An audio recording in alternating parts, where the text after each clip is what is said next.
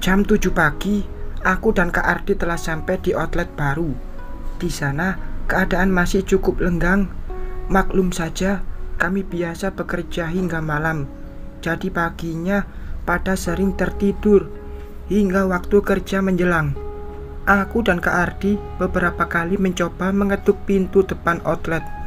Namun tak ada sedikit pun ada tanda-tanda kehidupan. Bagaimana ini? Masa iya outlet nggak ada yang menempati sama sekali? Saat tak ada tanda-tanda kehidupan, lewat pintu depan, Kak Ardi bergegas melangkah pergi melihat ke pintu bagian samping.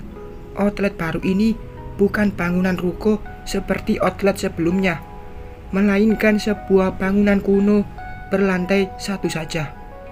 Tak berselang lama, dari Kak Ardi yang melangkah ke sisi pintu bagian samping, muncul seorang cowok. Mungkin ia ini terapis baru. Dengan ramah dan sopan, dia menyambut kedatangan kami berdua. Selepas rehat dan beramah-tamah sebentar, Kak Ardi bergegas pamit. Tinggallah aku yang ngobrol berdua dengan terapis cowok ini. Fauzi namanya, cowok jagung yang masih sangat polos menurutku. Mas Fauzi, apa udah lama penempatan di sini? SPV-nya kemana? Tanyaku bertubi-tubi. Aku baru sebulanan, Mbak. SPV-nya lagi jadwal libur, Mbak. Ia tinggal di kota sebelah. Jadi ya pulang, jawabnya seraya tersenyum ramah padaku. Mata ini mulai menelusuri setiap bangunan semi permanen setengah tua itu. Bagaimana mau maju dan berkelas? Outlet ini suasananya saja berbeda dari outlet-outlet yang lain yang pernah aku tempati. Mas Fauzi juga langsung sibuk dengan sapu dan pel lantai. Ya, sepertinya ia mulai melakukan tugas dari jadwal piket. Sebagai anak baru, aku tetap berusaha membantu dengan membersihkan setiap partisi yang ada. Mbak, mending istirahat saja dulu. Kan baru saja melakukan perjalanan jauh. Ini juga sudah menjadi tugas saya, pintanya. Senyum ketulusan tergambar jelas dari raut wajahnya. Enggak apa-apa mas, biar cepat selesai juga kan. Habisnya saya juga bingung mau ngapain. Ucapku jujur. Itu kayaknya ada Mbak Hani. Sudah bangun sepertinya mbak, ucapnya. Dan benar saja, sosok cewek yang dibilang Mas Fauzi itu muncul. Berkenalan, itu yang pertama kali kulakukan. Maklum saja, sebagai anak baru, aku harus sedikit mengalah dan merendah. Meski tak seramah Mas Fauzi, tapi Mbak Hani lumayan juga sebagai teman ngobrolku.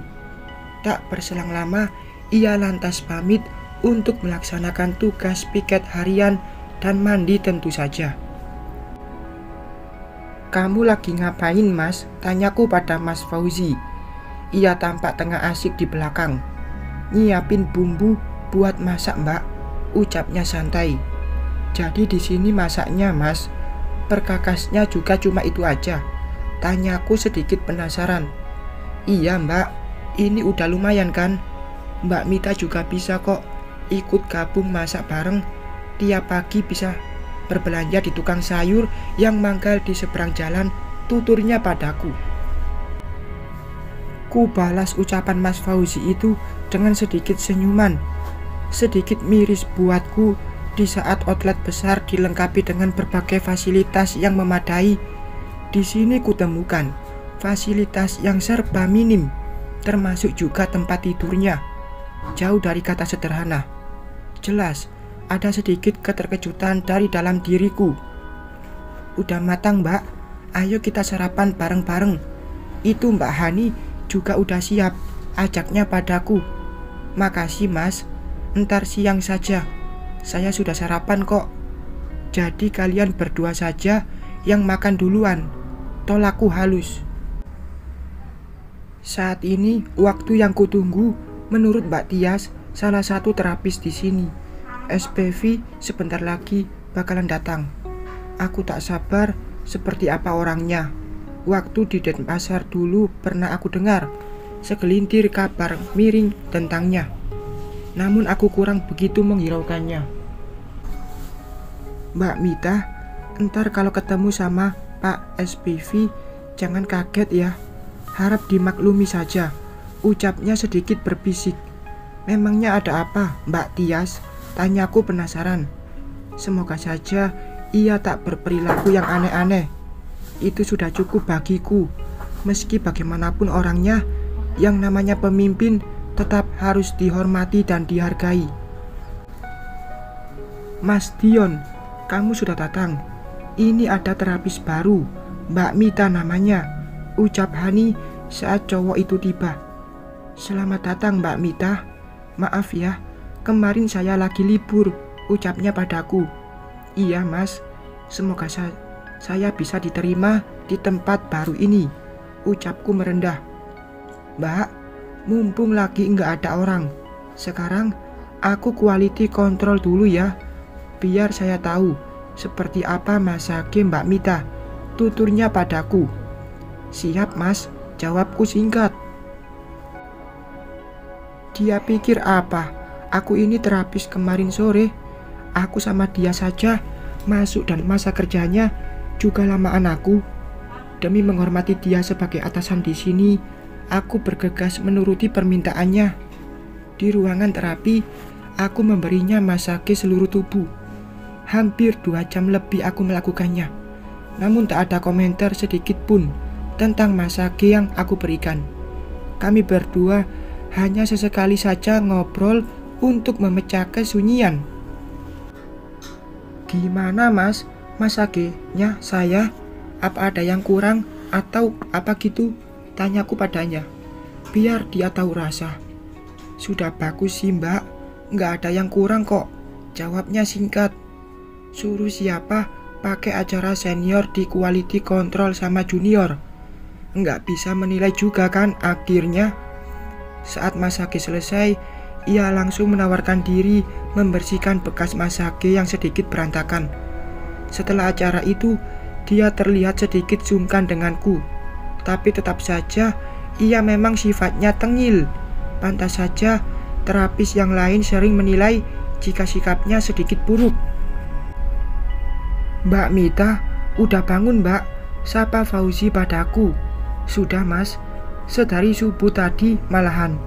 Ini juga saya baru selesai ngerjain piket nyuci handuk mas, jelasku padanya. Hah? Yang benar saja mbak, itu bukannya tugas Dion ya? Mbak Mita kan kebagian nyapu dan ngepel saja, tutur Fauzi mengingatkanku. Iya, semua sudah beres kok mas. Habisnya aku kurang bisa tidur, bingung juga mau ngapain. Mas Fauzi sendiri mau kemana? Tanyaku padanya. Mau beli sayuran di tukang sayur seberang jalan mbak. Mau ikut? Tawarnya padaku. Ku anggukkan kepala ini. Lumayan juga daripada bosan di sini harus ngapain. Outlet ini berada di jalur cepat, jadi bisa saja itu jadi pemicu outlet agak sepi. Tak mengapalah, yang namanya rezeki tak bakal kemana. Nggak sampai 5 menit, kami berdua sudah sampai di tukang sayur langganan Mas Fauzi. Baru aku tahu jika di sana bukan hanya menjual aneka bahan makanan saja. Banyak diantaranya jajanan pasar yang rasanya tentu saja sangat khas. Aku membeli beberapa gorengan sebagai pengganjal perut. Lumayan juga. Ini aja baru belanja, jadi entah sampai kapan bakal matangnya. Sepanjang jalan, aku dan Mas Fauzi banyak ngobrol tentang keadaan outlet. Mbak, hati-hati aja ya sama Mas Dion. Takutnya Mbak Mita nanti malah dimanfaatkan, tutur Fauzi padaku. Maksud mas apaan? Dimanfaatkan kayak gimana ya mas? Tanyaku penasaran. Kan Mbak Mita tahu sendiri, dia cuma mau enaknya aja. Jadi SPV juga hanya karena gak ada yang lain doang kok. Hehehe, canda Mas Fauzi padaku. Iya mas, aku bakal hati-hati. Satu yang harus kita ketahui mas, jika jabatan itu hanya sesaat, Dan pastinya bakal dimintai pertanggungjawaban juga kok. Balasku santai. Ucapanku barusan ternyata membuat Mas Fauzi langsung terdiam. Meski begitu ramah, tapi dia bagiku terlalu cerewet karena apapun bakal diomongin.